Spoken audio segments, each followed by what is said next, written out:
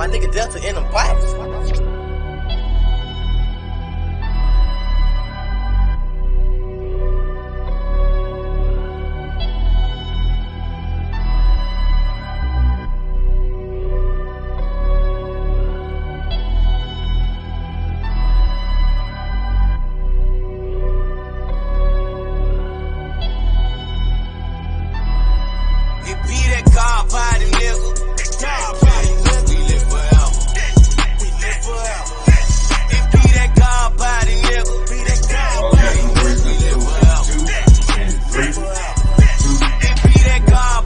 Welcome to All Gas No Brakes podcast. I am Quanah Violet. I am here with Dr. Bob. We're going to introduce him in a second, but I want to throw it over to the man of the hour, as always.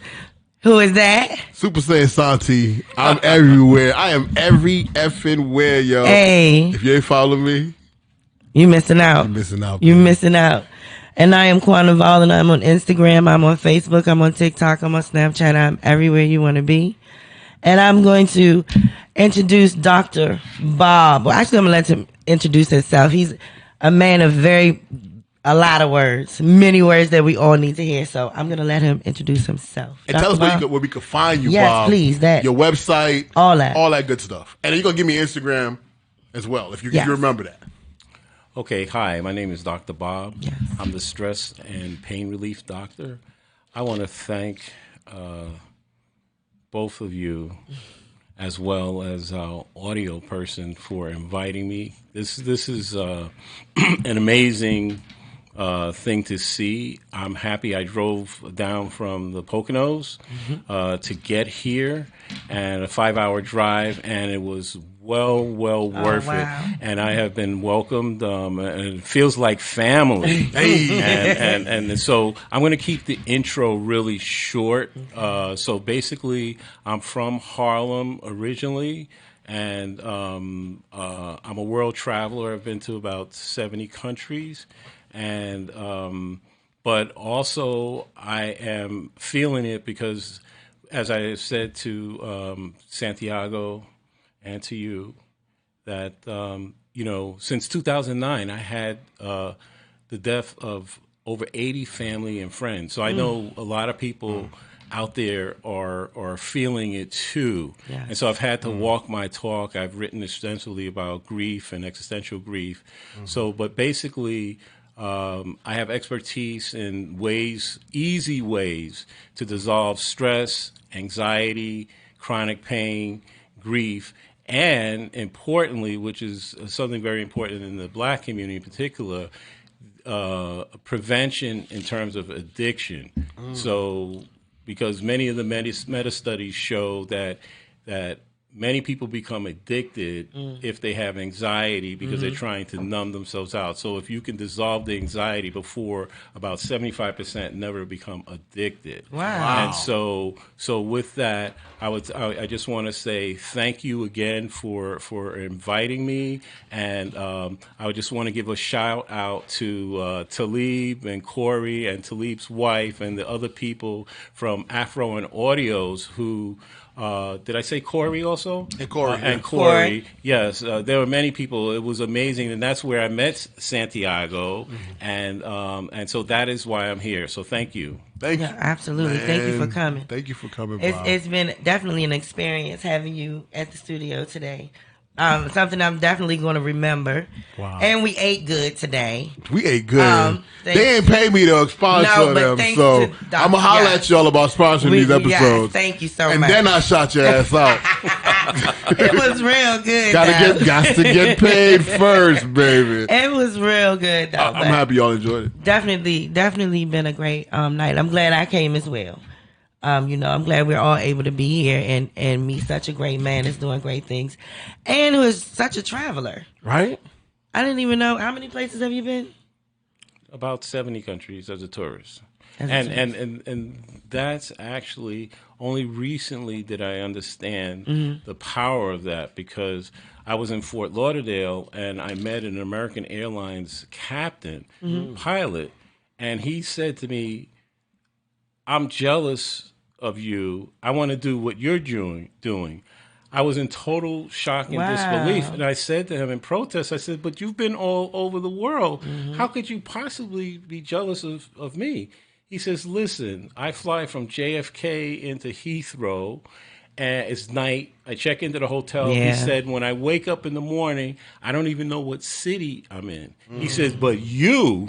He says, he says, you're not on the clock. Yeah. You can sleep as long as you want. You can take a nap in the middle of the day. And I said, oh, I do that all the time. He says, you can hang out on the beach as long as you want and drink wine and eat bread and cheese. Yes. I said, yeah, I usually put some salami with that. And so he said, I'm retiring on October 1st. Yeah. And I'm going to do exactly what you're doing. I love it. And so that has been a shocking thing. What it is, even when I talk to the road warriors who've been all over the world, what they're saying is they're traveling for business. Yeah. They're saying the leisure travel is different. So I had not been aware of that distinction in terms of how others were perceiving. Because often we don't always know. I mean, Santiago was just talking about walking into a space and being judged, and and people don't know anything about you and your issues and what you've been through and all the flaming hoops that, as a black person, every day. And here, I just want to make this point. Yes, most people will say hey, something. Bob, I wanted to get you to the microphone. Let me get you to the microphone, Bob. Yeah. Most people will say, oh, that was a microaggression when something happened. I said, no, that was a macroaggression because these things keep happening. And so all the studies show that this is like the death by 1,000 cuts. So it's like even a big boulder, if the rock keeps dripping, you see that, it makes a giant hole in the rock. So this is the assault that black people get, and it's worldwide. So because I've seen it, I'll go to another country and I have white friends there and they're like, oh, there's no racism here. And then I talk to the black people, they're like, are you kidding me? So that's why I say we have so the words we use are very important. So saying something is micro is very dismissive. When you say it's macro, hey, listen, somebody just put a knot on my head. That's a macro because it's the size of a baseball. And so let me just say this.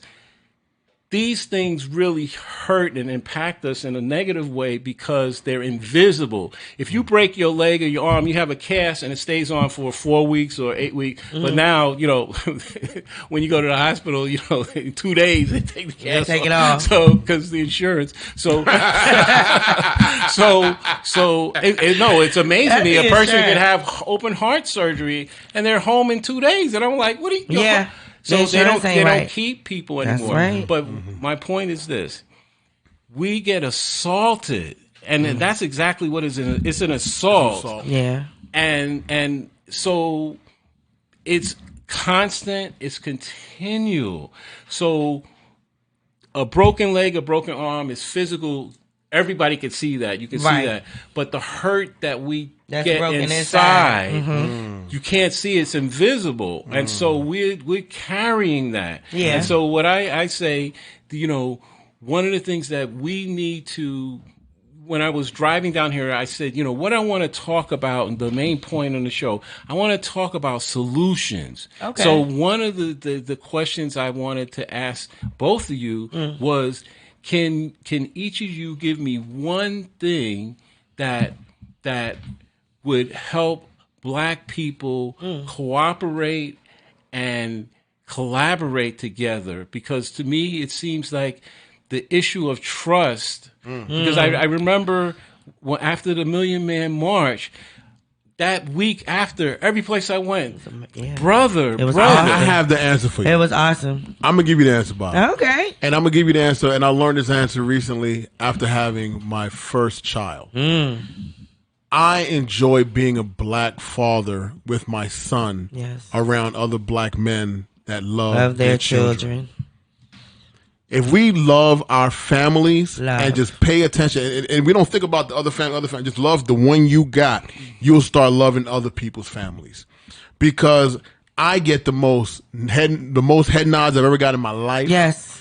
I get brothers dapping me. Yes. You're doing great, brother. You're doing a good job. Yes. A lot now. I wasn't getting that when I was a single man with my wife, and I was trying to be my damnedest, being a good husband. But now, when they see me with my children, and then let my wife be there, and my son, I got a family, a whole unit. Their brothers go, yeah, he's doing it right. And now I'm meeting really good people. Yeah. So I'm no longer around that negativity of us not working together. Mm-hmm. Now I'm meeting a lot of men that are brothers. Like, you know what? Come here, son. Let me talk to you about this. Like he said, they can see your cast. Yeah. Yeah. And I keep them. I keep my little motherfucker shiny. Put the grease all over their face. Greased up. They got their shiny face on. He slid out the seat again. Hey, drippy. So I have a question for you, because I know you're an expert in this area. Oh, which area? Yeah, the male-female communication. Oh, there really isn't any. Well, so that is my my question.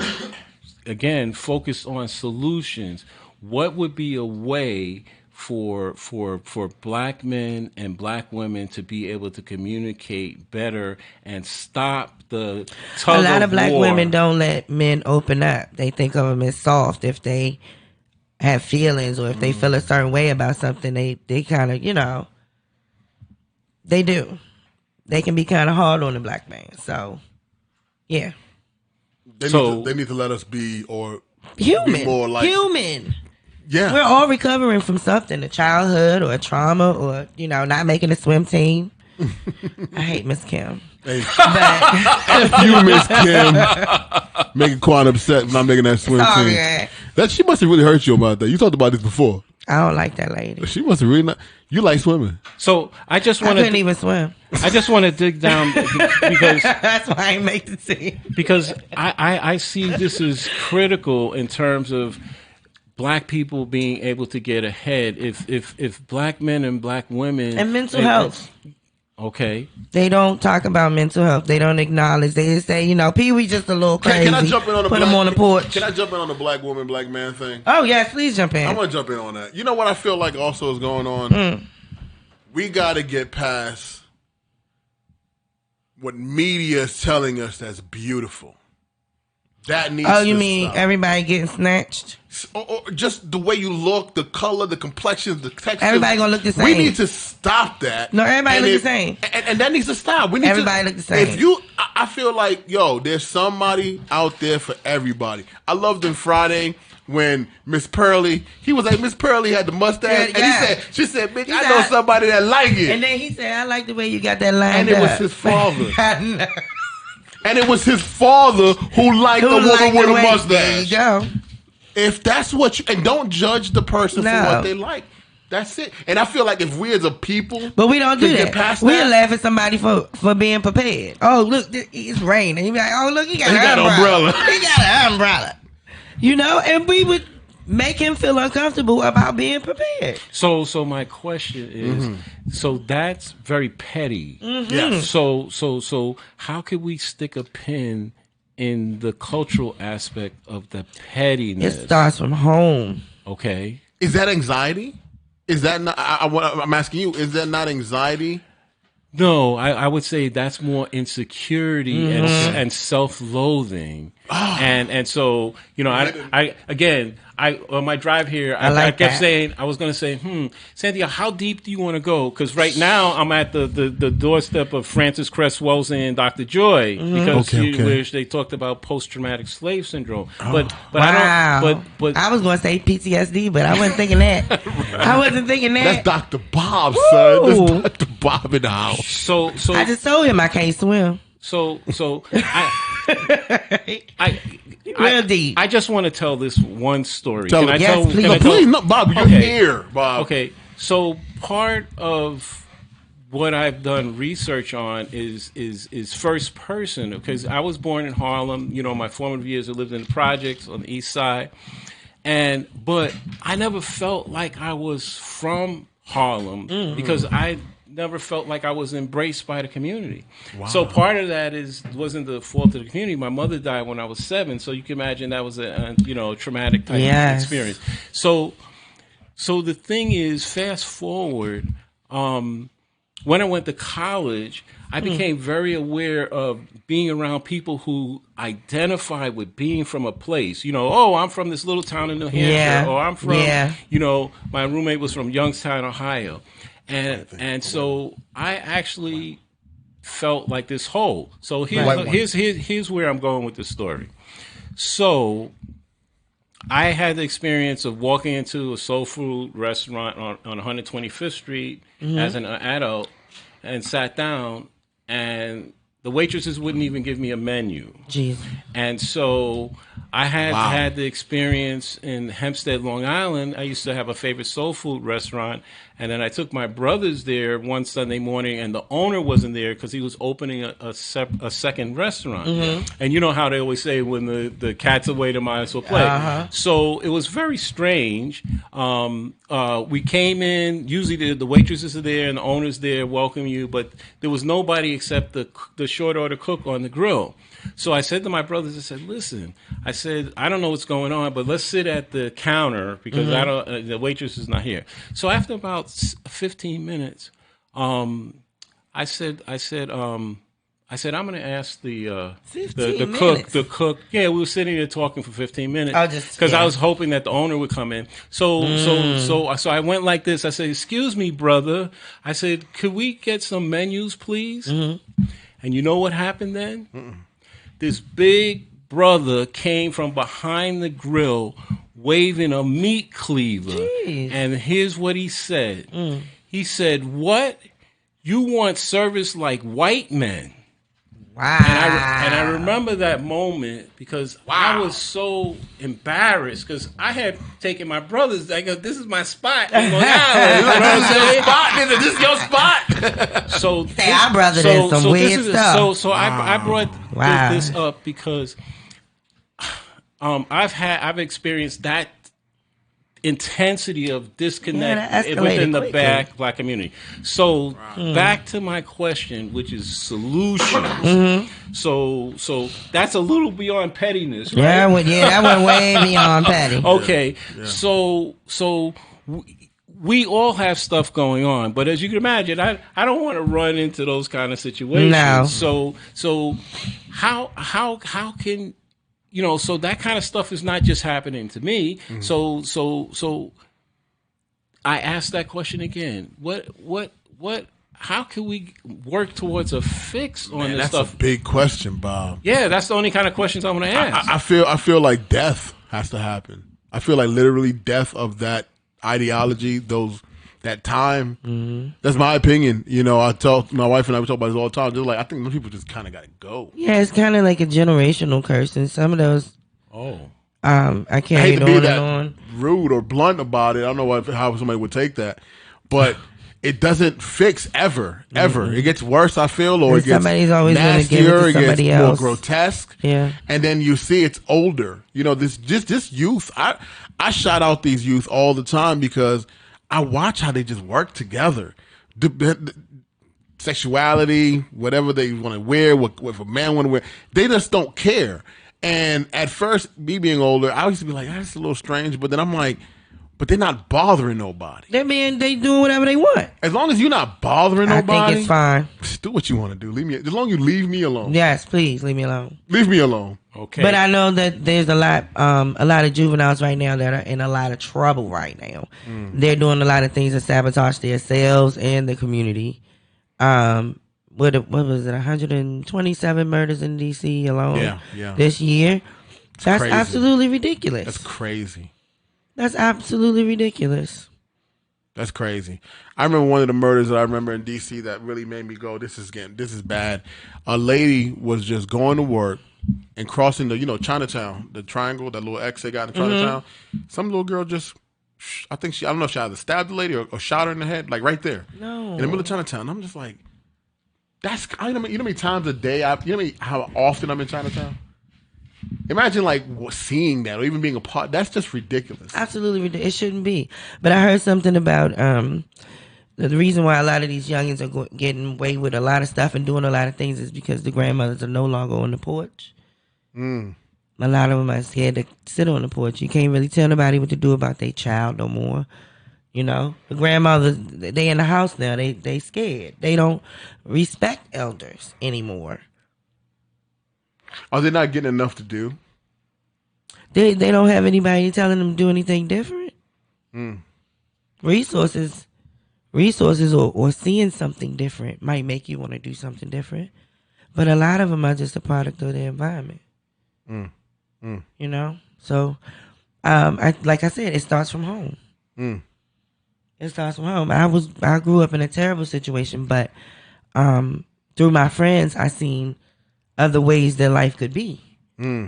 So I went that way, you know, and sometimes you gotta leave your family. Sometimes you gotta leave your friends. Everybody can't go. I told that to my cousin today. I said, sometimes you just gotta go away to a whole new place. Everybody can't go. Yeah, and they can't. And you can be stagnant trying to please everyone.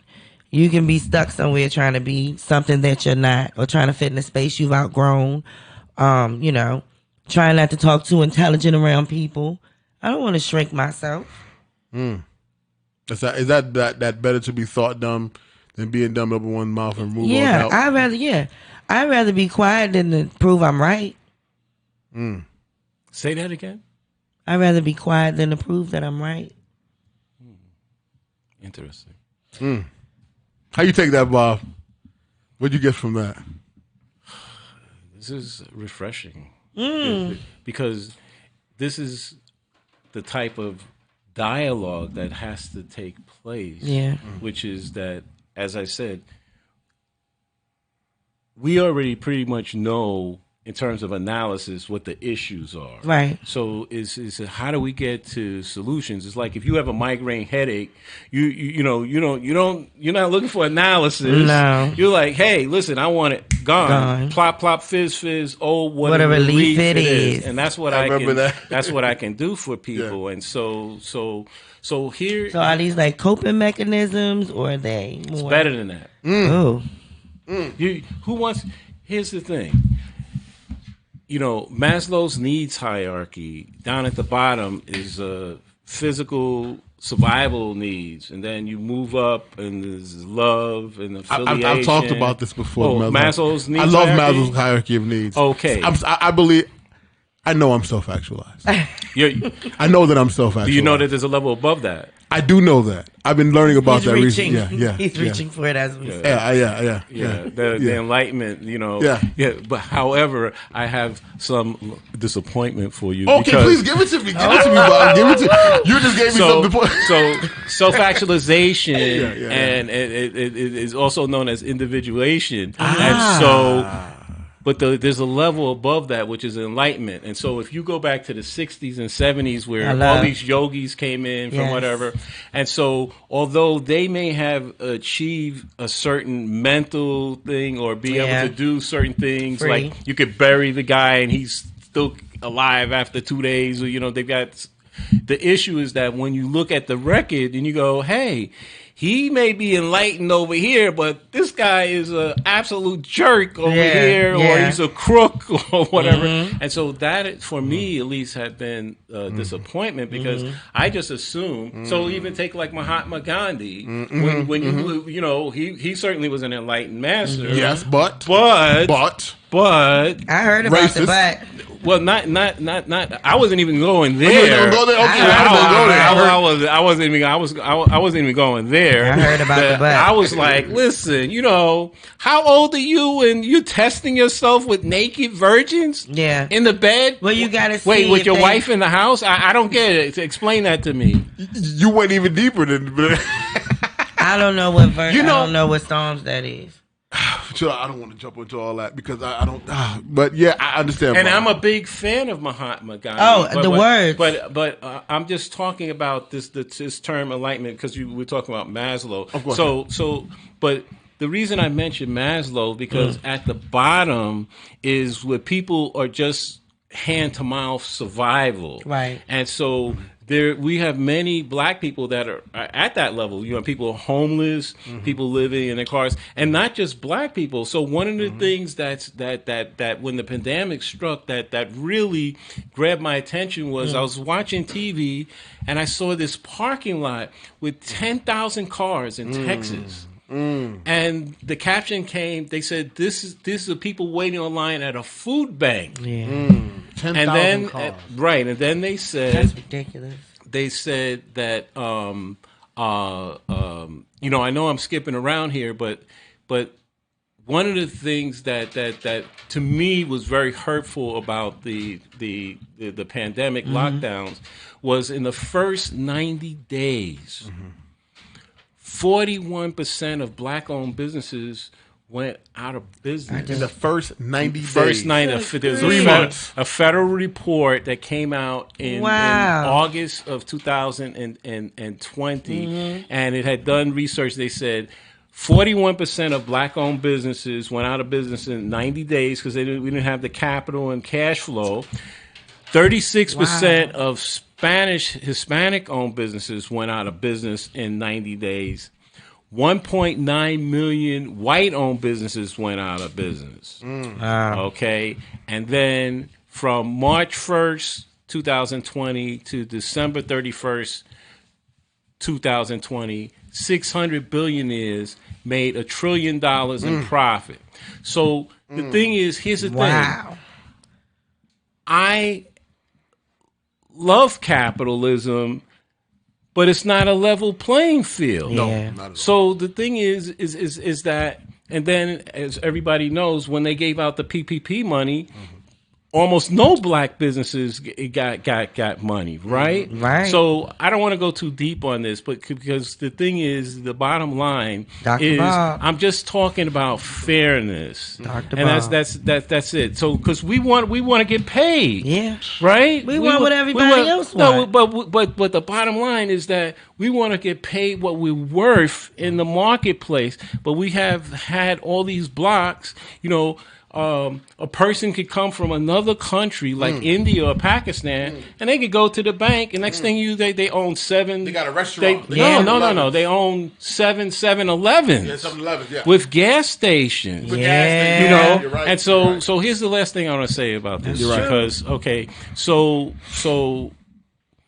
one of the things that really struck me They was also that, stick together, though. yeah. So and then that's why I was talking about solutions. So the thing is, Eddie Murphy did that skit on Saturday Night Live where he dressed up as a white guy and he showed, okay? Love that skit. And so when I the part Eddie. the part that I loved the most, which is not the most important part, was when the people on the bus. So if anybody in Manhattan, and then when the last black person gets on the bus, whoop, they whoop out hors d'oeuvres and that waitress service, champagne. Yeah. Okay, but the most important aspect of that video was when he showed the guy at the bank. So there's the black banker, and he says, "Mr. White, do you have collateral, credit?" And he's like, "No, I don't have. You don't have credit. You don't have collateral. And how much money are you asking for?" And they go like, silly Negro, go on your break." Yeah, I remember that. And he goes, "How much you need?" He says, "And you can pay us back or not." So that was like something. That was huge to see. And so all I'm saying is that, hey, listen, we know we've been blocked from access to capital that other people do. You know, right. You know, you meet somebody, you know, went to Stanford and they got a startup and they got $25 million. And I go, "Excuse me, how old are you?" 22 years old. Resources. So I'm saying it's great. Okay. So what about the rest of us? And so that's all I'm saying. So I want to cap this off by saying this. Part of the reason things are as heated up right now, like we're right before an election, right? Recently, by recent I mean in the last 4 months, the U.S. Census Department released a report on the composition of the American population.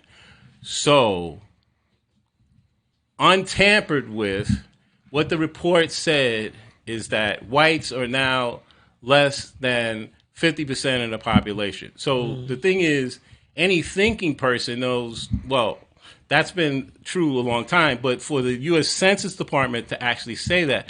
So here's the bottom line.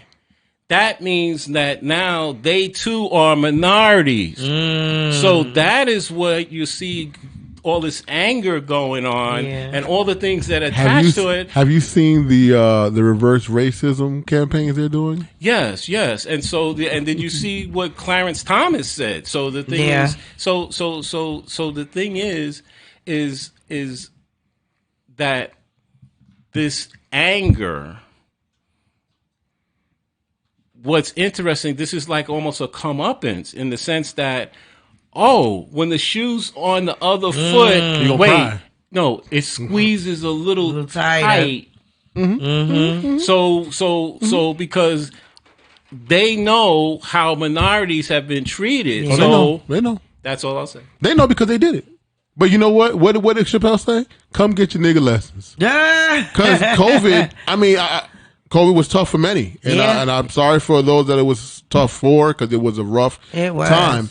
But some of us were very strong in it, because it was COVID for me in the 80s. And I was going to say, I've already survived.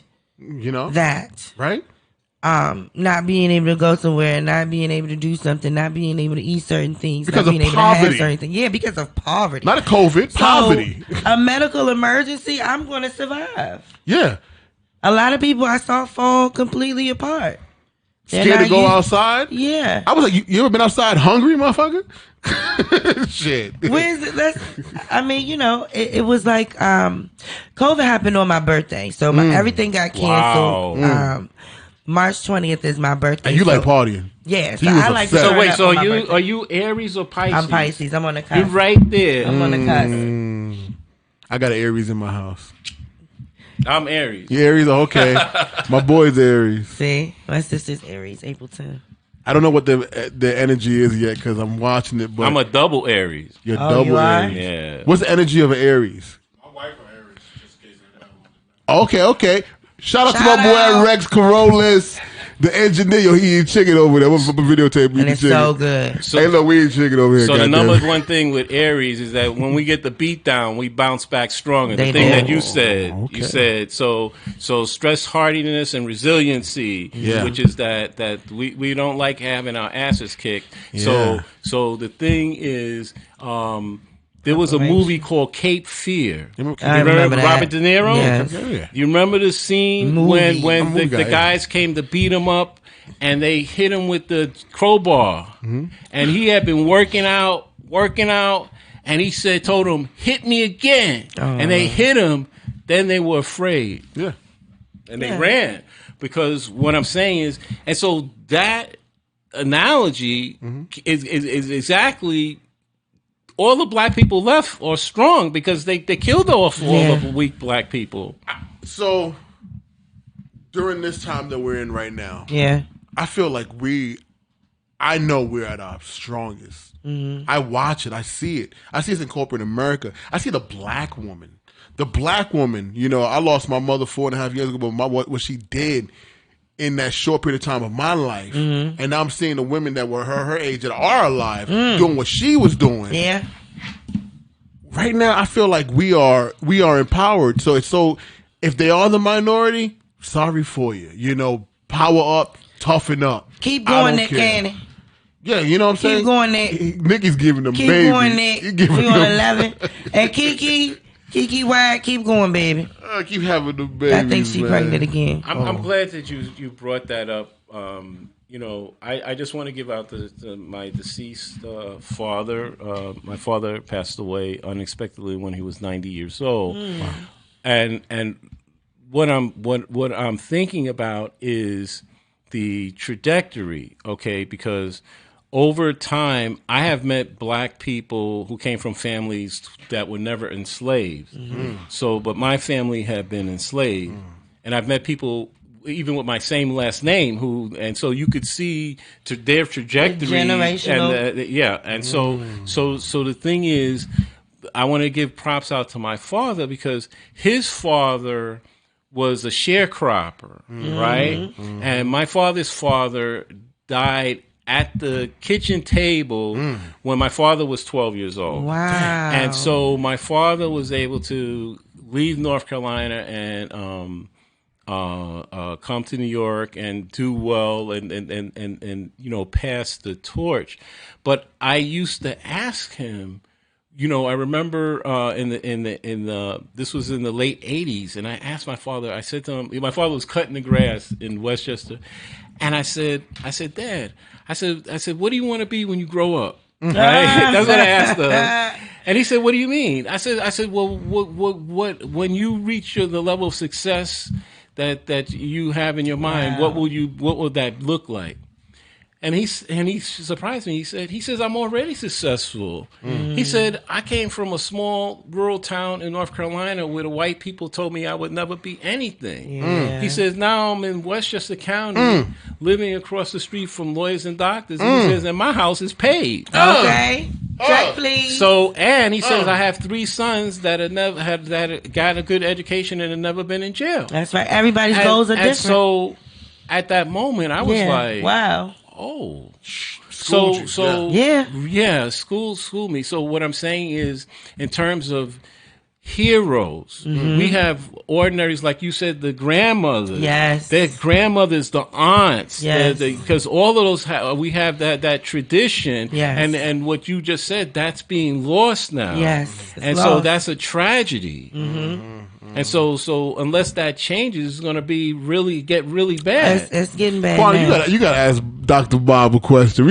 Dr. Bob, you running the show, Dr. Bob. You running the show, baby. I'm a co-host now. Right? He ain't let me say one word. Before I can ask the question, he done moved on to the next question. Dr. Bob has answered his own questions. Asked us questions. You want to try things right? No, that's all right. I can't fill your seat. You can fill my seat. No. You doing pretty good. All gas, no brakes. Here's the thing. You have something I'll never have. What is that? You're a woman. Oh. Wait, you're a real woman. Thank you. Now that's a compliment. He lowered his voice on the real woman part. That's true. He did lower it. Wait. He got his hand on my chair. Where we going? I know what I'm looking at. Let me get my passport. Right. You want to get it stamped with Dr. Bob, baby. Let me get my passport. I'm ready. That's good. That's Kids good. Be all right. So I'm ready for questions. Okay, hey, while y'all ask questions, I'm going to give a sip. Bob, this is what we do here. We do this. Go get you some more. So ask me a question. I got you. So you said it's better than a coping mechanism that you have for the anxiety, for the pain. What is it that you're offering? Okay, so think of like a handyman that comes to your house, and you have many things wrong with it. You got doorknobs that are loose. You got the doorbells not ringing. You got kitchen cabinets that need to be straightened out. The windows need to be corked, etc. That sounds like my house. Okay, all right. One of the floors is not even. Yeah, that's my house for sure now. Okay, okay. So the thing is, when a real handyman comes to your house, what she has is a toolbox. Right. And so she doesn't just have a hammer or a screwdriver or a wrench. She has many tools. Okay. And if she's a real handy woman, she has a network. So that if she runs into an issue, she got somebody to call a plumber or electrician. Exactly. Yes. So resources. So that is what I have in terms of stress relief, anxiety relief, chronic pain relief, and dissolving grief, is that I have multiple tools, but I came prepared today to share one particular tool. Okay, give it to me. In particular, which is called open focus. And so, and what I was thinking of doing is to share with your audience an exercise that would simultaneously dissolve stress and chronic pain. Okay. Because, so let me just give you some brief statistics. The Centers for Disease Control has cited 3 years ago that America's #1 health issue is stress. So that was pre-pandemic.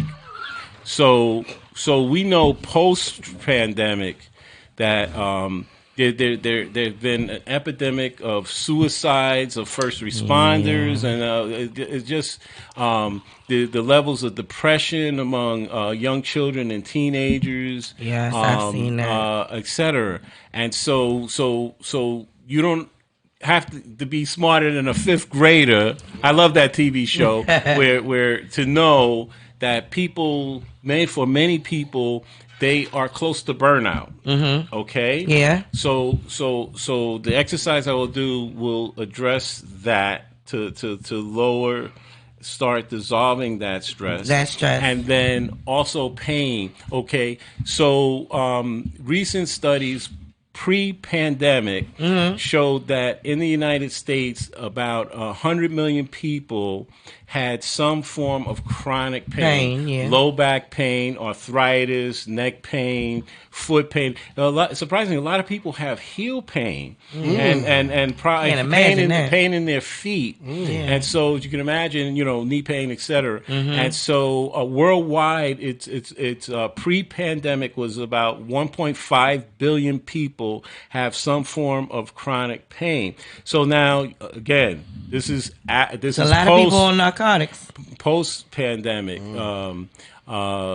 So the thing is, they could be on narcotics, but they still are feeling the pain. You're absolutely right. Right. In fact, recent studies just came out this year showing if people are taking certain types of pain meds, that over time, the pain, it exasperates the condition. The pain meds are not meant to be taken over long periods of time. And you say to the person, how long have you been taking this? 15 years. I've met people like that. Yeah. Wow. So it debilitates the body. Wow. So you let me know when it's right, and I will do a demonstration for you. And also I brought in my bag, I brought a surprise to show you so that your audience could get a sense of a different tool, a physical tool that helps to relieve pain and stress. Okay. You want to show us that joint? Let me see. Bob, I got to see it. You going to make me get up on my chair? If you say you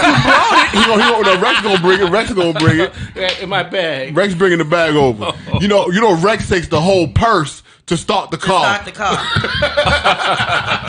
He don't look the purse. Oh, he doesn't know where my bag is. Under the chair.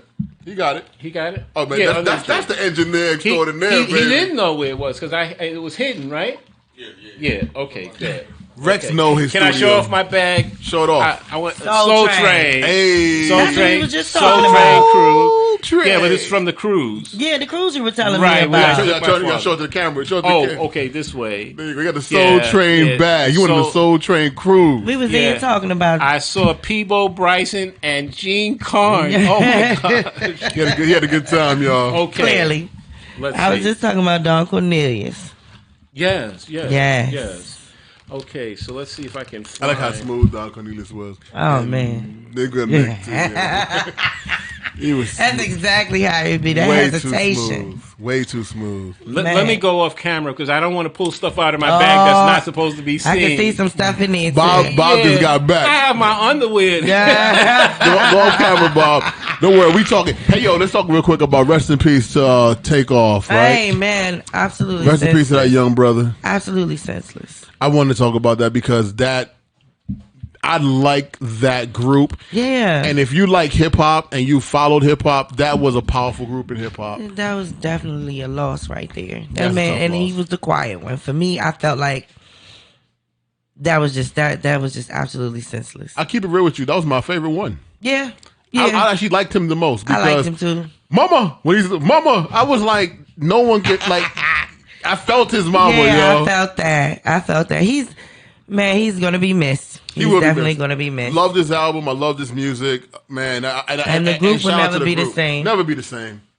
And I pray for the family. Absolutely. I pray for they're all family. Yeah, so I know that's his cousin, right? That's Quavo. A cousin and a nephew. Wow. So imagine that family. Y'all, shout out to your family. My blessings, my condolences. Yes, please. Senseless violence. Please stop. Hip hop, we gotta do better. Please stop. We gotta do better. Our rappers gotta get old with us. Yeah, please, man. Mick Jagger is kicking. Please, yeah. Mick Jagger old and I'm telling you. You look like I ain't gonna tell me like a noodle, but he's out there kicking ass. Ramen noodle. He look like a wet ramen noodle, but he's kicking ass. He's sitting in the juice. I can't get me a rapper. You know? Yeah, they don't make it. They don't make it. And I think that's absolutely ridiculous. Ridiculous. Here come the tuning forks. He did talk about them tuning forks. I was interested in that, Bob, because that helps with pain and stress relief. Wow. Wow. Sound. Is that sound or is it vibration? Is it physical? It's all of the above. Oh, wow. The voice changes. He's not going to ring my bell, when his voice changes, you know it's real. He's not going to ring my bell, is he? I was going to say, ring my bell. I knew ring my bell. Hey. Now, I don't remember her name. Who made that song? Shoot, I'm going to Google it. That's what we got Google for. We all know the song, but I'm trying to remember her name. It just slipped my mind when you asked me. I know Quantum. It just slipped my mind. As soon as he asked me, it went somewhere else. Where'd it go? What is that? Crown Royal?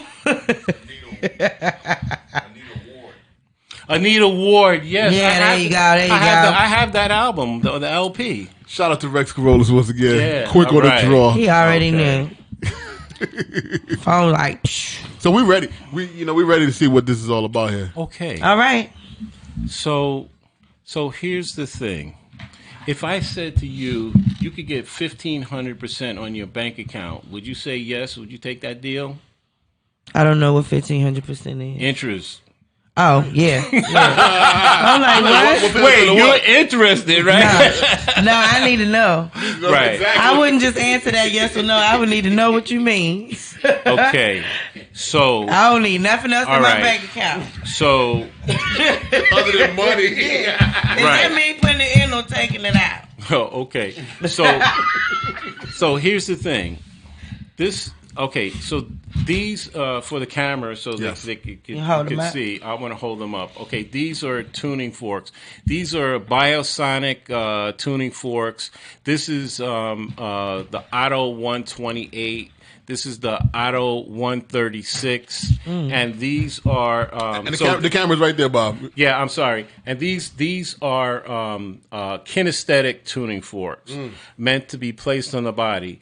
Versus these are auditory tuning forks, which most people are familiar with, right? The sound. Okay, so this is a C, the note C, like on the piano, and this is a G.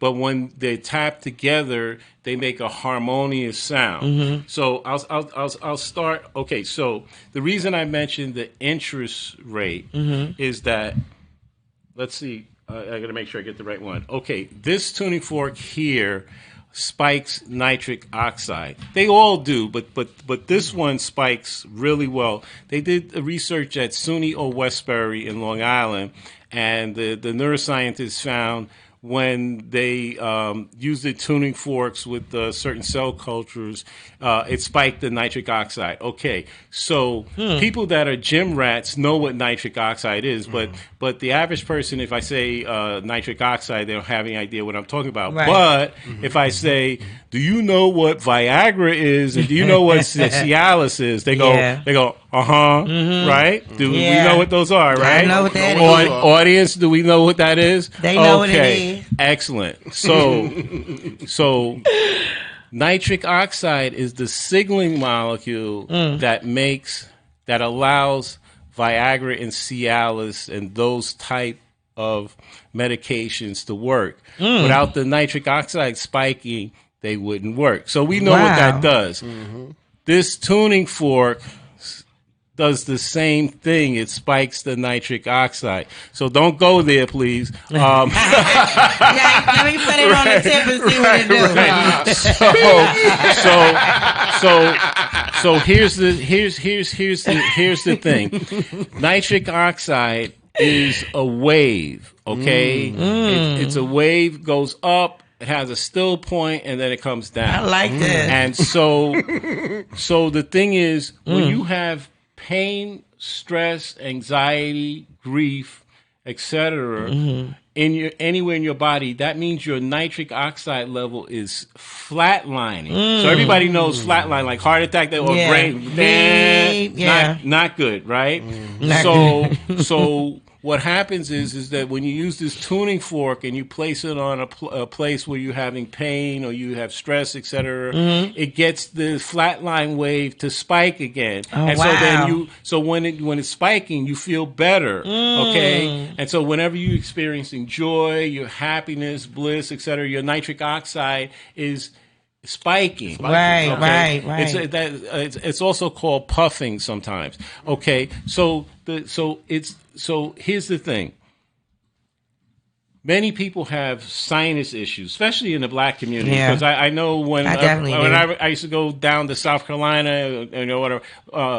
My sinuses would get jammed up because just the air is different, and there were different plants, allergens, right? And then also, during the allergy seasons, when I was a teenager, I used to get it really, really bad. My eyes would swell up and things like that. So here's the point of this: they did a series of studies showing that they took people that had were lined up to get surgery because they had sinus issues. Right. So they were going to have surgery. But instead of doing surgery, they taught them how to spike their nitric oxide. Wow. And after 30 days, 75% of them did not need surgery. Wow. 75%. And so this is the most unbelievable issue. Okay, you ready for it? I'm ready, man. You ready for it? Dude, I'm sitting back ready. You ready? Okay. He's taking it all in. So I'm giving you the how, okay? Yeah. So they didn't use even the tuning fork. The way they spiked the nitric oxide was from humming. How do you like that? Like ASMR. So, I believe that. ASMR. So let's do that right now. So I want you to place your fingertip here on your bony part of your nose and just hum.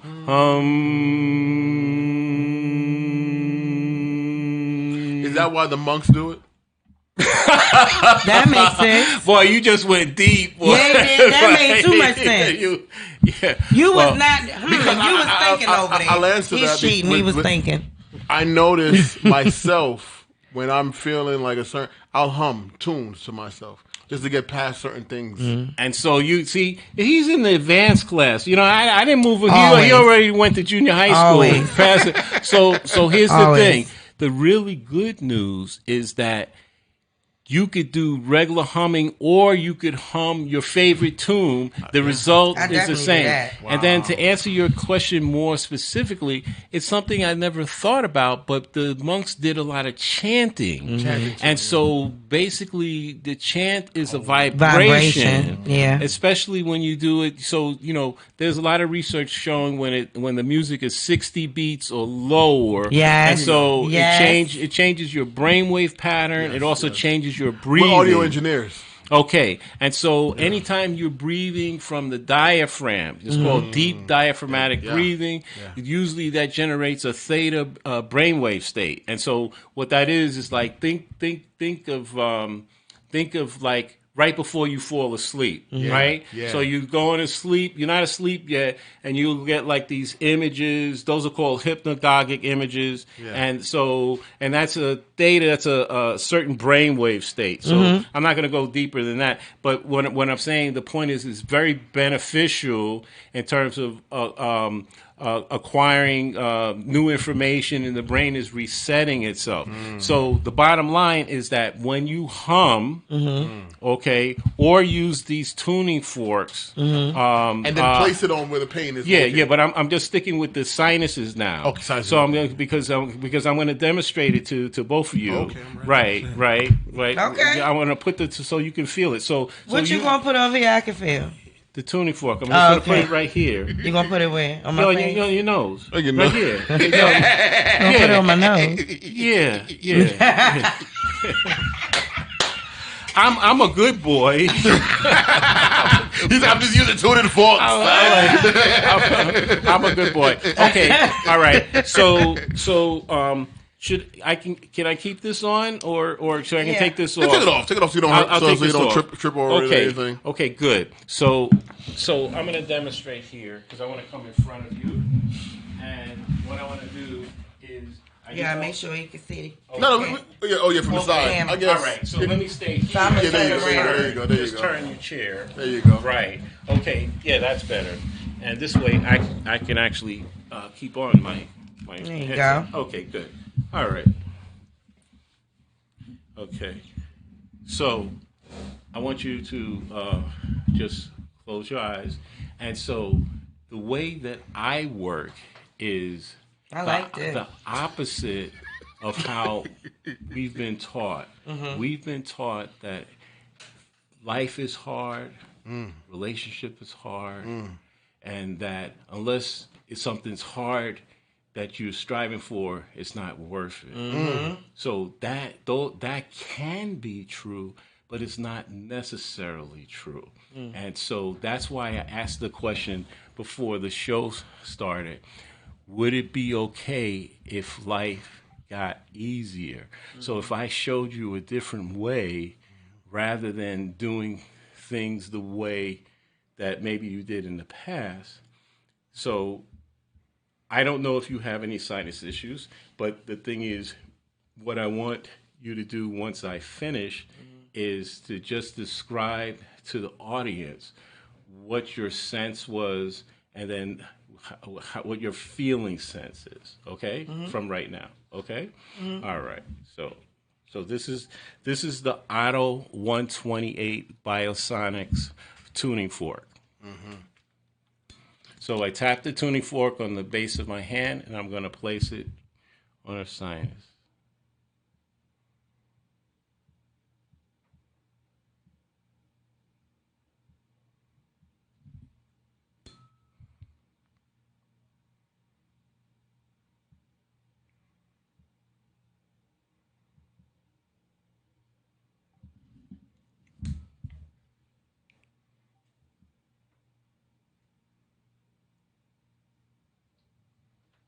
Just two more.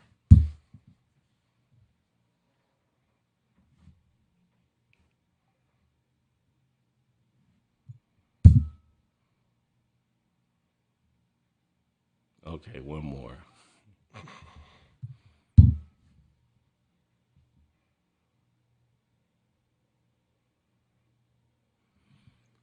Okay, you can open your eyes.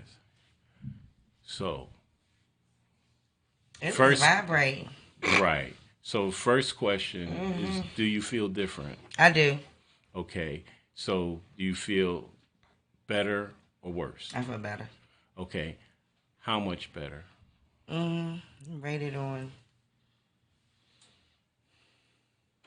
maybe an 8 out of 10. Okay, that's significant. Because I'm real nasally. Anyway. Okay. So, before it started, did you have congestion in the sense Just of a little bit, but I always have a little bit. A little bit. And so now? No. The congestion is gone. It is gone. Say that again for the audience. The congestion is gone. Excellent. And how many seconds did I work on it? Less than about a minute. Yeah, yeah.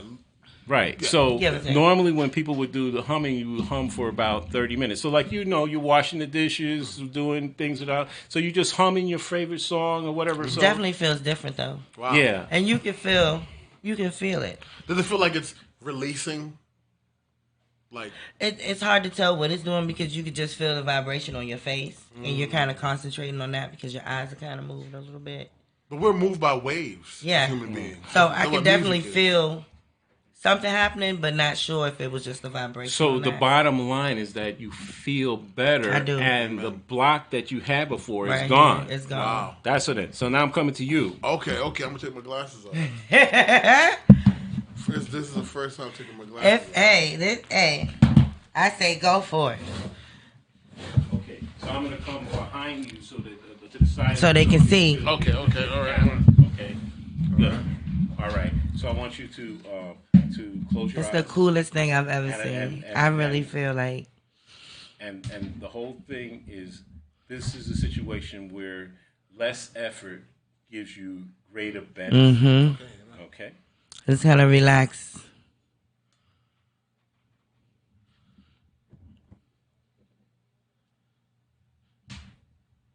Dr. Ball. I'm trying to think of places to put it.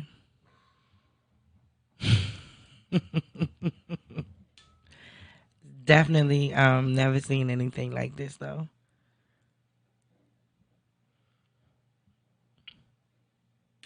No side effects. He had to do it more with me. My nose is big. He's like, okay, one more. Okay, one more.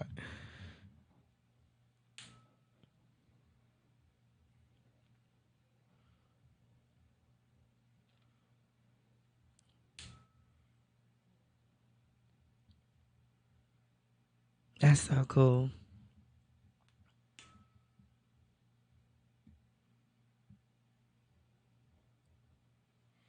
You definitely gotta relax. That was amazing. Yeah, I liked it. I had a headache.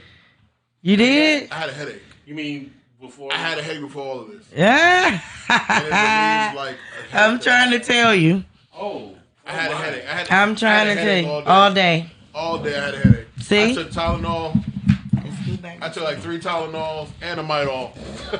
Not a Midol. So wait a minute.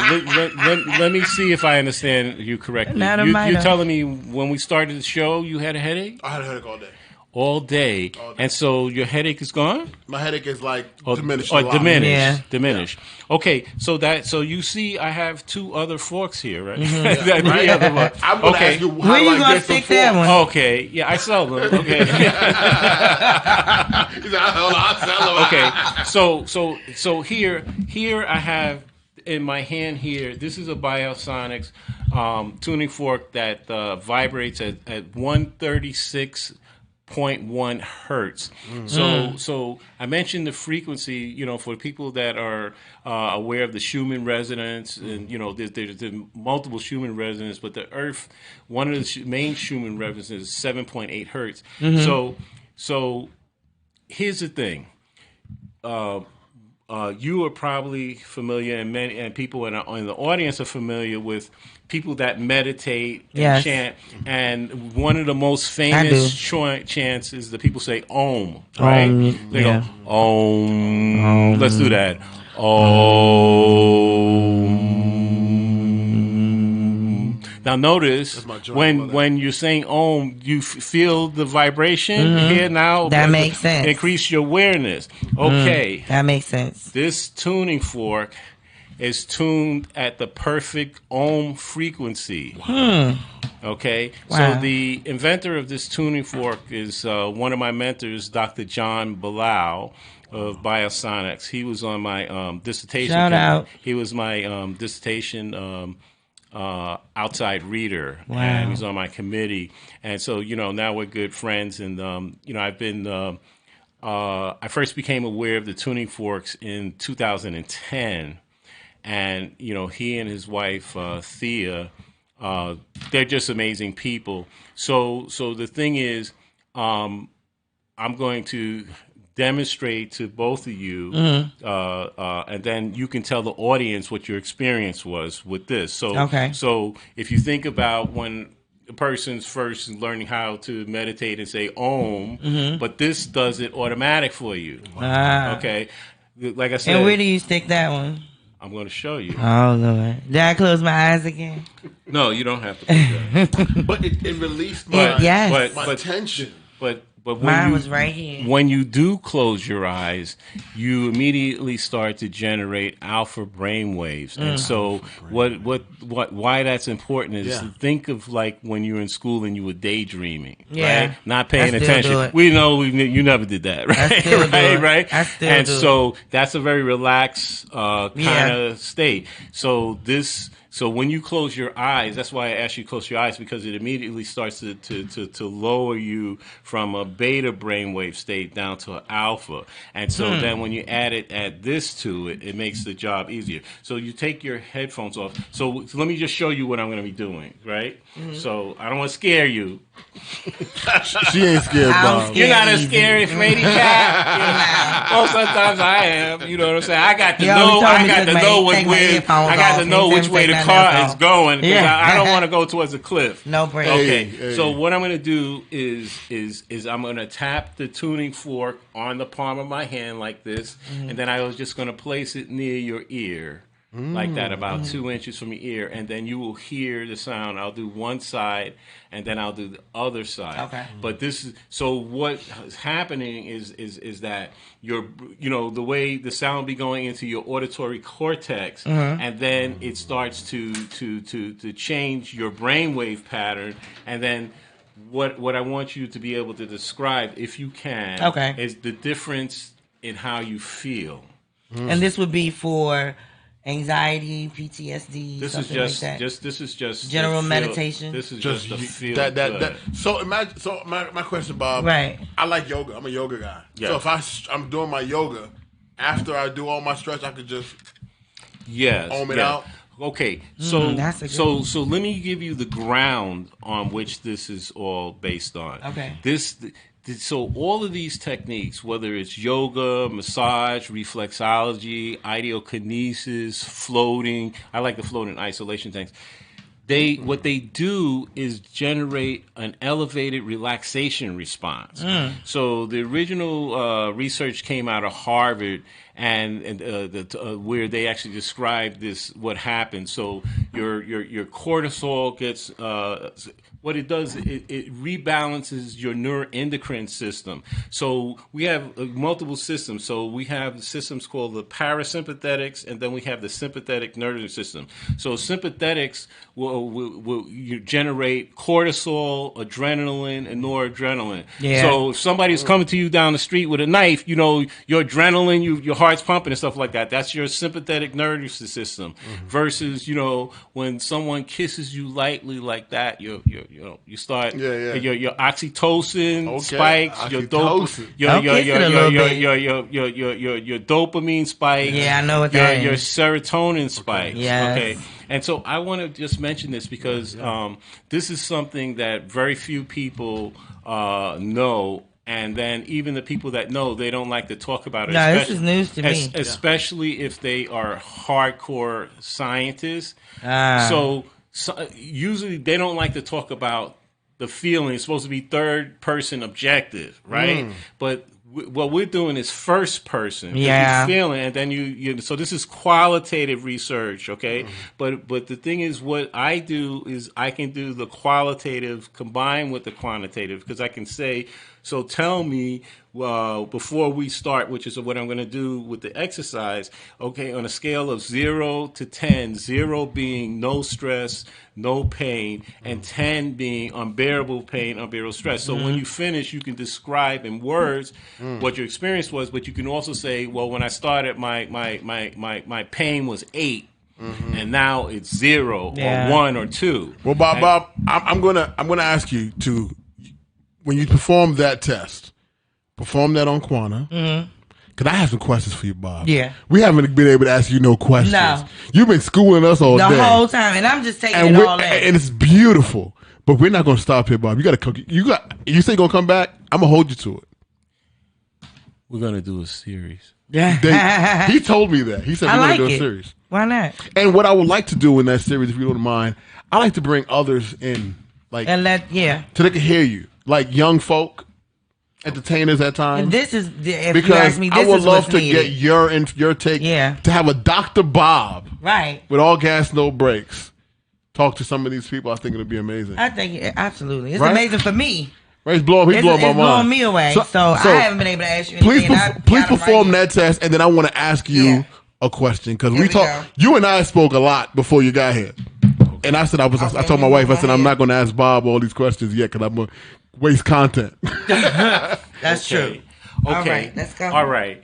I'm ready. Okay. So, all right. So just have a sense of how you feel right now, right? And an awareness, okay? And the reason I said it because a lot of times we don't always know what we're feeling, right? Because if we're not, it depends on how we're paying attention, okay? So you have awareness, okay? So.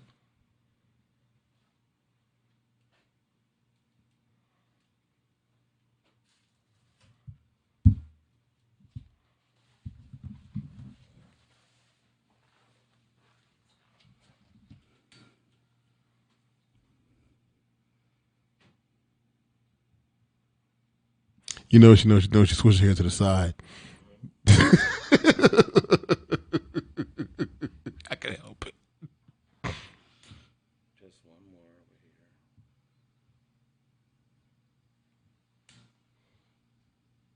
And notice these are things that you can do yourself. Yeah. Right? I'm noticing that, Bob. But it's also fun to do with a partner, right? Yeah, that's where we gonna put the other one. It would enhance intimacy, sense of connection. Yeah. Okay, so tell the viewers what your sense was before, and then what your sense was, if any, afterwards. I'm normally in a happy mood or stress free or anything, but of course there's some things that do stick in your mind. But I did relax a little bit. I would say maybe a 5 out of 10. Feel a little bit more calmer, a little bit more stable than I did. And notice that, again, this was less than a minute. Yeah. Right? And so that is one of the key things. This stuff is quick. That's right. And there's no side effects. No side effects, no and medicine. You could do it yourself. You can't crush it up and you can do it yourself, or you could work with someone. So imagine you have a partner. You teach your kids and let's keep it real. Let's say both people came home and they had a rough day. Yeah. And he was saying, like I used to tell my wife, I'm about to fork you. I'm about to fork you. Oh my goodness. So y'all are something else. You about to get forked up? You about to get forked up. So I think now you said you had some questions, you have a right? question. Go ahead. We just gonna keep it moving on, One y'all. more. Keep it moving on. Time for some forking. That's good. All right. I can help it. I'm sorry, guys. You know I think. You done fork with me for the last time. Dr. Bob, man, Bob blew my mind today. Amazing man. Thank you again for being here. I knew from when I saw you at Afro Audio and Podcast, I knew you were a special person. I knew it. I just felt it. So my question is, 17 years of driving a cab in New York. Wow. Then you become a doctor. Or you becoming a doctor during this time. What made you do it? What brought you here? You're a tricky dick. That tricky dick. Okay. Let's see. That was a good one. It's a good question because my mind just went to 35 different permutations. So I'm trying to give you the soundbite in a reasonable amount of time. Okay, so basically, I went into the taxi business after being corporate because being in a corporate environment without a mentor almost killed me. And I ended up in the hospital with stress burnout. I didn't know that's what it was, but I had so do you want to hear the story? Give it. Oh, okay. So basically I was working a corporate job and I was really stressed out, okay? So I used to go for massages once a week, and so I was getting a massage, and the guy in Yonkers, he in his regular massage he combined reflexology. So he pressed the point on my foot that corresponds to my lungs, and I literally almost I screamed and I almost jumped off the table at that time. This is in the 1980s, and he said to me, he said, I don't want to alarm you, but you need to go to the doctor. So what did I do? Like most guys, right? I didn't listen. I didn't listen. So about 2 weeks later, I woke up one morning and I could barely breathe. It felt like I had a giant rubber band around my chest. So I could only take shallow breaths. And so I was diagnosed with sarcoidosis and I was hospitalized. And they did a biopsy which almost collapsed my lung. I remember grabbing the arm of the guy doing the endoscopy because he gone too far. He was about to puncture my lung, and I grabbed his arm, and he's like, "Oh, I went too far." Damn. So the biopsy confirmed that I had sarcoidosis, which is a breathing disorder. And so it was very serious. So the regimen, standard regimen was corticosteroids, which was, prednisone, et cetera. So because my wife at the time had done a series of prednisone, I said, no way am I going to take that drug, because she had been debilitated to the point where after about 4 months of taking prednisone, she could no longer walk from the car to the house, and I used to carry her through the front door from the car. So I said, I'm not going to do that. And so I had read a book by Dr. Bernie Siegel from Yale. He was a doctor there. And he was diagnosed with brain cancer, and I think they gave him like 3 months to live. He had a very aggressive form of brain cancer, and so he used this technique called psychoneuroimmunology, which is an advanced form of visualization. So you're using your sight, your sound, the smell, the taste to imagine what you want. And so he imagined that his brain cancer was dog food, and he had little puppies inside eating the brain cancer. And then simultaneously he was imagining healthy brain tissue being regenerated. Wow. So I know it sounds very fantastic, but so this is in the 1980s. Dr. Bernie Siegel is still alive. He teaches at the Graduate Institute in Connecticut. That's incredible. So I've yet to meet him. I was supposed to meet him, but I've yet to meet him. So when I read that book, I said, I can do the same thing. I can imagine healthy lung tissue, and that the puppies are eating the diseased tissue.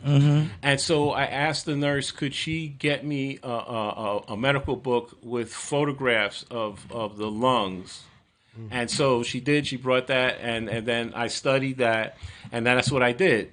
So a couple of days later, the doctors came in, and I said, "Oh, I'm cured." And they're like, "No, you're not. The biopsy came back positive. You have sarcoidosis." So they did the standard test, the little thing you blow into. They put me in a booth and did all of that. And so I remember this so well. The doctor said, "This is impossible." He said, "This is impossible." Wow. So I said, "I'm good." So that was in 1980. So I'm good since then. So that is what started me on the stress management. Mental health too. as well. So when I knew I had to get out of the corporate thing because it was killing me. Yes. Because to be in a corporate environment and without a mentor as a black male, I was the only black male in the company doing the job that I had. And they had previously had one other black person in Chicago in that position. And I remember they said to me, I said, So you're telling me I'm the only black person. What happened to the black lady that was in Chicago doing the same kind of job I was doing? They said, oh, she quit because she went into work and she found a dead rattlesnake in her desk drawer. So this is so when I said these are not microaggressions, is that a macroaggression? Find a rattlesnake in your desk drawer? So I knew I had to get out of the corporate thing. Fast. You know how fast I would have left? In hindsight, my purse would still be there. With knowing what I know now, if I had a mentor, then you need somebody to take you under your wing. You just roadkill, and that's a resource that everybody don't have. Yeah, tell me about it. No, this is very. It's true. No, it's true. It's true. Well, I'm going to tell you how true it is because I did a couple of podcasts with white females, and they were saying, "Oh, it's so easy to get a mentor."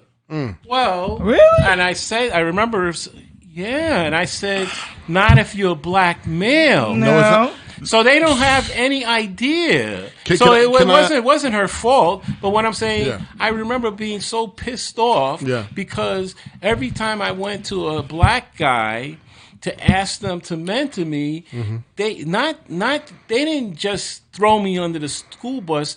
They shoved me off the train in front of the Acela Amtrak. Isn't that crazy, Bob? So, Bob, I'm in corporate America, and I'm one of those black. I'm the black guy, right? I'm that black guy, and then there's the no, you're that guy. I'm that guy. He is that guy. And guess what? The other brother in my realm attacked at me. He came at me. He attacked you? He came, not like physically, but just, verbally, that macro aggression. He gave you the Dracula bite. He attempted to. And the day that it occurred, I made sure everybody knew. I said, look, I don't play that. No. You know what I'm saying? But I said, I'm professional and I'm not going to go there. But I said, understand this. God didn't make me this big to be soft. Nope. I tell people that all the time. God didn't make me this large to be soft. Nope. Then the next day, we're having a virtual conference call, and then one of the small guys that has Napoleon complex wants to bring up what occurred. Of course. So I said, you know what? I was giving you one day to get away with it. Yeah. But here today for Sachi, I said, I didn't think none of that shit was funny. And I said, you're being very unprofessional. Hey. And if you're being very unprofessional, let me tell you something. I will own this company. Hey. Let me tell you something, because right now, no one going for that. Nope. So, but it came from the other brother. Instead of being the person to just relax, we worked. And and then he contacted me. We had a conversation. I said, bro, out of anybody in this office, it should have never happened. Me and you, we need to be the closest. But that's who it normally is. And that's so sad. We don't want to help each other. We don't want to see each other do better. Sometimes, because now I'm meeting other people outside of. Well, that's what I said. When you're dealing with people who are manifesting real things and real goals, the conversation is different. It's different, and it's about growing and planning. And when you're, but why is that not happening at my job? Like, we work together. We manifesting here too, bro. Let me tell you the part that you're missing about the job. Go, Bob. Job is spelled JOB. Just over broke. Just over broke. Just made it. So the purpose of the job is not to benefit you. It is as long as you contributing to the profit structure of that entity, then you're of use. And so I we can just open a newspaper. I'm not going to name any names, but we just they are laying people off. Okay, but here's the thing. In 2021, one of the billionaire guys said, we've been looking at the statistics, and we could see that most of the work is being done by people that make less than $100,000. Yeah. So he said, This is you can go to Forbes and Bloomberg. He says we have to decide. I don't know who the we was. It wasn't us. He says that we're going to start eliminating the jobs making over $100,000. So I remember I was laughing so hard because I was like, what percentage of black people have jobs in the private sector making over $100,000? Right. So I said, so he's not talking to us. No. So look at the news the last 6 months. Who's committed suicide the most? Yes, so it's sad. The ones making over 100,000. So all I'm saying, look what's The going billionaires. on. You know, they just laid off half the people at Twitter, right? Yeah. So I don't know how much money they were making, but you know, I imagine some of them. I heard it was about well. 100,000 a year for most of them. Okay, so Yeah. you know. That's why it's so heart wrenching that so many of those jobs are going to be gone. So I just want to go back to how I started at the beginning, which is solution. Yeah. Okay, so this thing of mentorship is critical. Very critical. Because this is not about corporate or non-corporate. It doesn't matter anything, because this is to be mentored is like an apprenticeship. Yes. Right. You see, and that's how you get in your 10,000 hours. But the thing is that it's like the guy that rejected me the most, where it hurt me the most, was I said to him, I said, you know me. I said, I'm not asking you for money. I said, I have seen so far that in this society, it's more important to know what not to do than what to do. That's what I need you for, that I need a sounding board. So, you know, what do you think? And then he came on. I mean, and this was in a restaurant in Harlem. Why it was so hard for me, it was in a restaurant only a block from where I was born. And he was a family member, and he was famous. Wow. And I'm saying, so that hurt me so deep that I didn't ask for anybody for another 10 years. Wow. And then that happens. But anyway, Quan, I know Bob, this ain't this is serious. Yeah, I was going to say, this is going on forever. Yeah, we're going forever. What's the questions you got, Quan? So, because I tried to ask one, but then he asked me one. Right? He's like, go ahead. He said, you know I did. I'm ready. So, I'm going to ask you the question that you asked us. What do you think this generation needs to change what's going on with these youngsters right now? I don't know. The thing is, to answer that question, I would bring my sons on. They have the pulse. I'm too far away from it. No, you're not. No. You can see. No, I see. But what I'm saying is, in terms of a solution, like, I have a granddaughter that she just started college. Ask her. Ask her sister who's 14 years old. No, they know. They're smart. I was saying that earlier. Here's what I'm saying. I'm smart enough to know that I don't know. And what I'm saying, and I'm saying it would be like, here we are in the studio, right? And I came in and I see this setup that you have.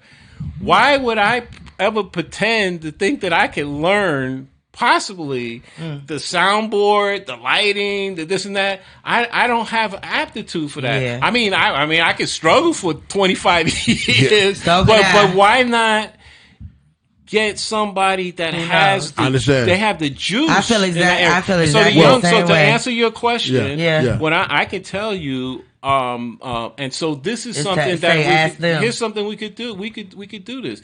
We could put together a round table of young people, and bring them in and ask them for solutions in terms of.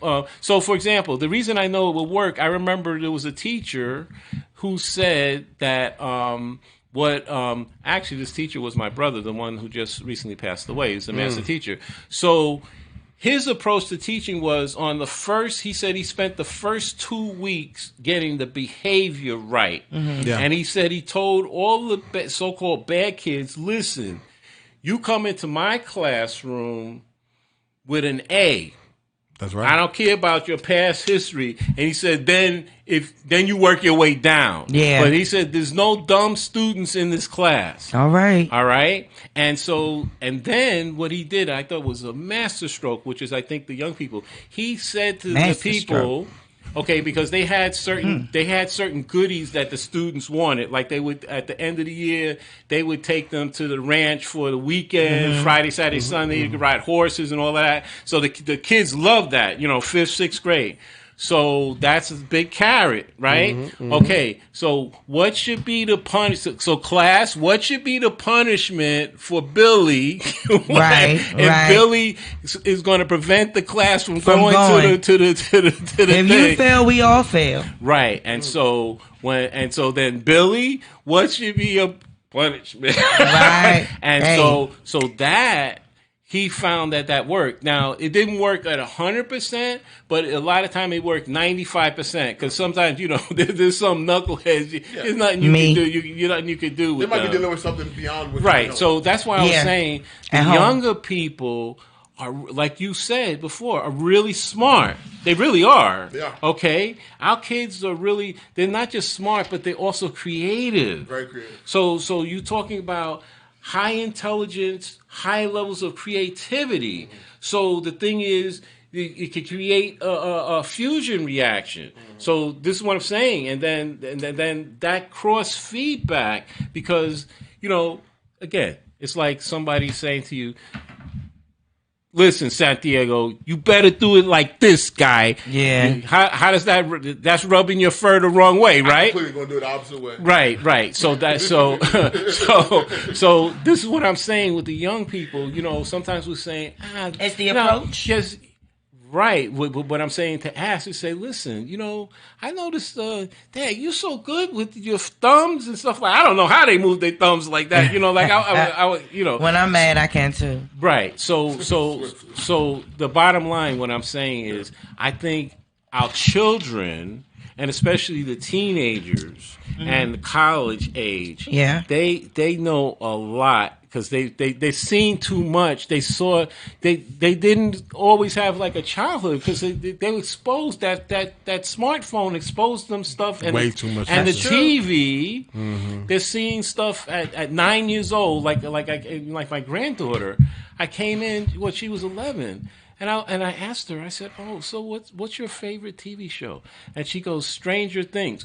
So I was like, "Oh, show it to me." So I had never seen it. No. I love that show. I had never seen it. She was 11 years old. Wow. That's a lot for the 11-year-old. So I said to her, I said, so she put the show on, and after 5 minutes, okay, so you got to understand, I don't watch television. I understand. Okay, so that's a strange show to watch. So I just said to be turning on. So I said to her, Look at his face. this is so she's 14 now. So the thing is so I said to her, I said, this show's not appropriate for an 11-year-old. I said, do your parents know you watched it? And then she says, oh, mommy watches it with me. Mm-hmm. I was done. See what I'm saying? I'm done. Yeah, you can't get involved. Yeah, at that point. So right, and so that is part of the dilemma. It's not appropriate for an 11 years old child to be watching Stranger Things. I don't know if it's appropriate for anybody. Bob, I love the show. I'm not gonna knock him. It's wild. I mean, it got the right name. Because I'm a trippy guy and I like definitely being taken there. All right. So this exercise is to help you begin dissolving stress and chronic pain. Okay. It's called open focus. Okay. And the way it works is that it uses the concept of space because for most people, they believe that space is empty. But if you talk to a physicist, it's not. And so here it is. So take a moment now to relax your posture. And when you're ready, please close your eyes. Can you imagine the space within your mouth? And as you become aware of that space, is it possible for you to also imagine feeling even more deeply into the space inside your mouth and down into the back of your throat?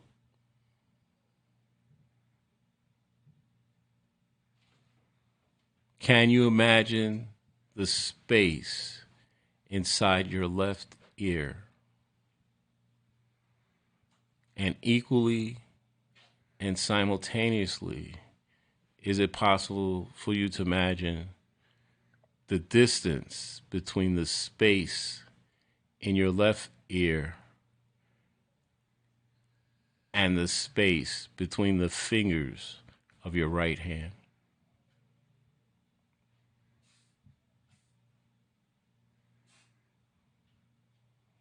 Can you imagine that as you inhale naturally, your body begins to fill with space? And equally and simultaneously, Can you imagine that as you exhale naturally, your body begins to fill with space, be surrounded by space, permeated by space, right where you are?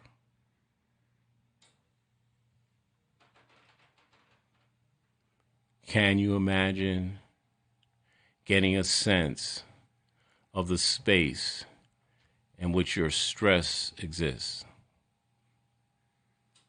And equally and simultaneously, is it possible for you to imagine the space or the place in which any emotional or physical pain in your body exists, occurs, or arises?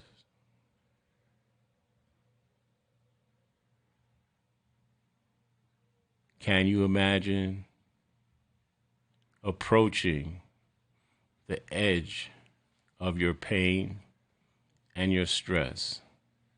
And as you do so, is it possible for you to imagine the thickness, the width, the breadth, and the color of both your stress and your pain?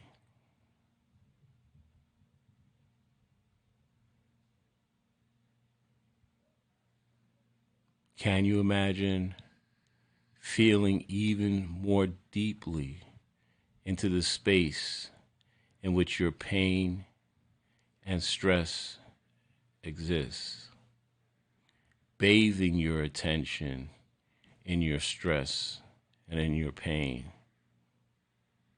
while simultaneously neither rejecting nor resisting nor encouraging your pain or stress?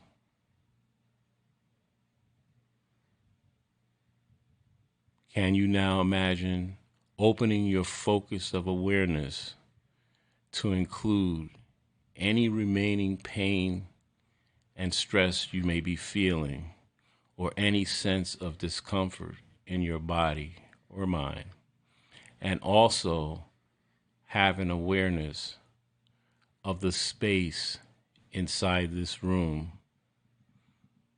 the smells inside this room, and also, can you imagine hearing silence and feeling into the space in which silence exists?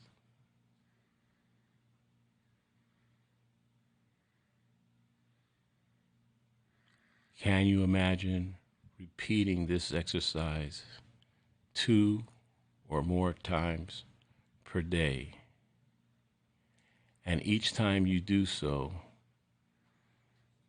the benefits to your mind and body will magnify, such that at the end of the exercise, you will feel refreshed, re-energized, and ready to go. And when you're ready, please open your eyes. You're a bad boy, Bob. Hey, yeah, that's You're a bad boy, that's Bob. episode 62. Before I fall asleep. I'm about to fall asleep. Okay, before the I battery. got way too relaxed. I went to a wine tasting and everything. I'm tired. I almost passed away over here. Yes, that is episode 62. Who do we have over here?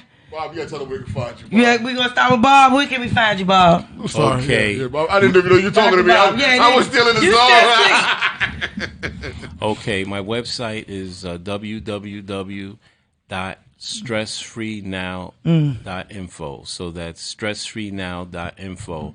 I can be reached by email at dr.bob drbob@yahoo.com. That's dr.bob stressrelief@yahoo.com. And when you go to my website, you can click on the podcast page, and it'll give you take you to the podcast, or you can hit contact me and on the contact page, and then I will get back to you. All right, are you woke now, Santi? Man, to answer a lot of the questions, because I saw you do this in your YouTube as well. Yeah. I got rid of some pain. Yeah. It works. It works. I wanted to do it when you were doing it via the YouTube I was watching, and I got to do it here in person. Yeah. You did it, and that was awesome. Thank you for doing that. It's good to have it in the headphones. It makes a big difference. He got the voice for it too. Yeah. Oh yeah. That's what I said. I gotta wake up. So the bottom line is, do you feel better? I do. I feel better. I do. Okay, that's it. I do. I love stress relief now. Yes, stress relief now. Bob, don't wait. No. Give it With to you nobody. now. That's Dr. Bob. Dr. Bob, yo, shout out, man. All Gas, No Breaks podcast, Super Saiyan Santi. You can find me at Super Saiyan Santi. Subscribe. Keep listening. Thank you, guys. Thank you. Can't you see we getting better? We got Dr. Bob here. We got Dr. Bob, and he'll be back. Hey. Stay tuned. Hey, where they gonna find you at? Hey, I'm Quanah Valen. I'm on Instagram, Facebook. I am everywhere you want to be. I'm on Snapchat. I'm on Instagram. I'm on YouTube. So holla at your girl, and I'll see you next time. Shout out to Quanah for sitting. Yo, she's in the middle. She running the show. She dope. Yo, she bad. I get better every time. I see y'all next time. Hey, hold on, let me shout out my boy. Hey, at Rex Corollis, the one and only. Hey, the one and only. So we about to go eat some more rotisserie stuff chicken. that we can't say what it is, but it's good. It was good. With the white sauce. Rotisserie chicken and white the sauce. The sauce is banging. Hey, shout him out. Thank you, Bob. Hey, Dr. Bob, y'all. Thank you for the invite. Hey. He'll be back again.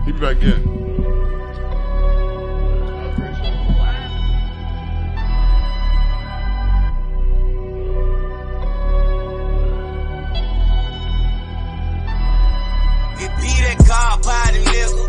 God body nigga. We live forever. We live forever. It be that God body nigga. Be that God body nigga. We live forever. We live forever. It be that God body nigga. Be that God body nigga. We live forever. We live forever. It be that God body nigga. Be that God body nigga. We live forever. I say, I done sacrificed it all. Not just a little bit. I ran with the big dogs with my little shit. I stand tall and oversee through the bullpit. This chestnut checker, so miss me with that bullshit.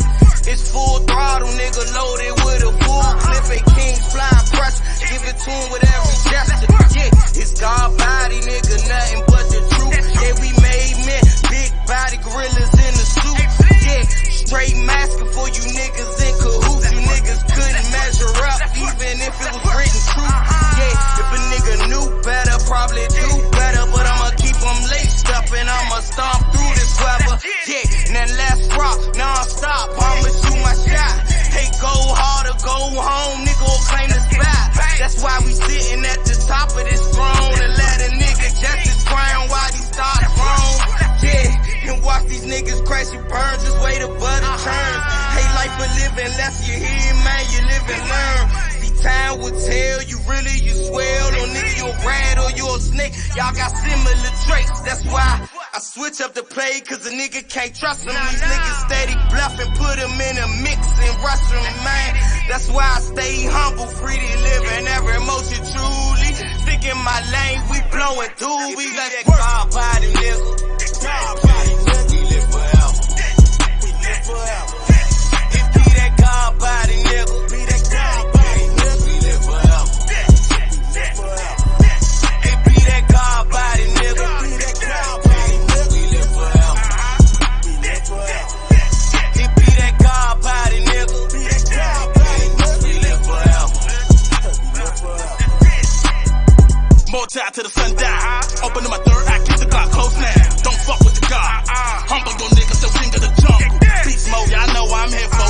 Body nigga in the kinfolk, that's what. Manslaughter, y'all know I gotta get them all. Red round, written on the wall. That's what happen when you knock on the cracking door. Black renegade, please don't be afraid. Man up, talk shit, this is what you want. Enemy, friendly, me, they can get it too.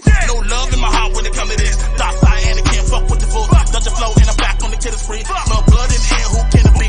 You witness the growth of royalty. All of my guys support me. We move as a unit, you know the team. Army of two, we back to back. Drop on the haters like an acrobat. Get down your bitch and pass it back. Go to the studio and rip the track. All we do is spit facts. I'm tired of y'all niggas in your bullshit. Acting like a bitch with the master bag. Must be the time when the money can. You recognize teens who don't pretend. Who I be, I'm God, nigga, with a high conscience that's implemented in birth, nigga. With the stars align, fuck you, nigga.